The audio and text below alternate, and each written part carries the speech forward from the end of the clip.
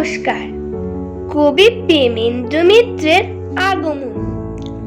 বর্ষা করে যাব শীত এখনো দূর, এরই মধ্যে মিঠে কিন্তু হয়েছে রোদ্দুর।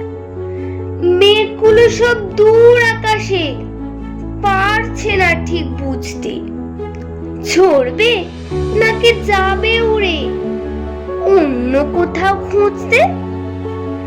থেকে থেকে তাই কি শুনি বুক কাঁপানো ডাক, হাঁকটা যতই হোক না যাব মধ্যে ফাঁকির ফাঁক। আকাশ বাতাস আনমনাজ শুনে কোন ধ্বনি, চির নতুন হয়েও অচিন এ কার আগমনী।